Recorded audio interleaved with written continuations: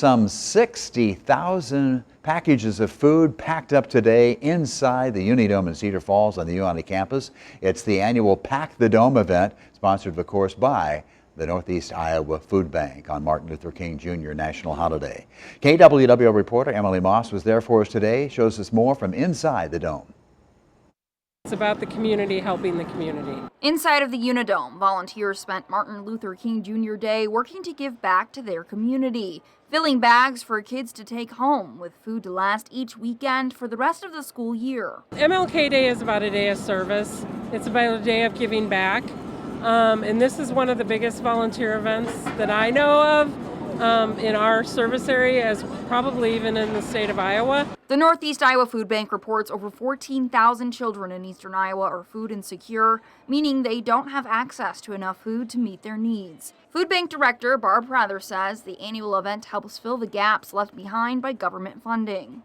It's what happens when government support isn't enough, is the community comes together to make a difference in the lives of kids. The whole operation starts over here. Volunteers unpacking pallets of food that they believe the kids are going to enjoy.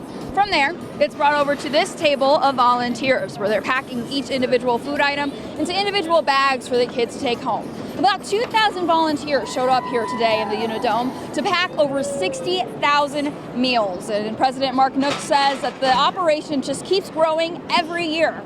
When we first got here, we weren't in the dome. We were over in the Mocker Union. We were putting bags together for about 1,500 people. As this thing's grown, to see it now grow to where we're doing 60,000 backpacks, getting those packed up, to see almost 2,000 people coming out to volunteer, to see that kind of growth, it really makes your heart feel good about this community. For him and all of these other volunteers, it's also been incredible to watch the support from strangers to help one another in the Cedar Valley. It's what makes a community, and it's what makes the Cedar Valley such a special place to live. At the Unidome in Cedar Falls, Emily Moss, News 7 KWWL.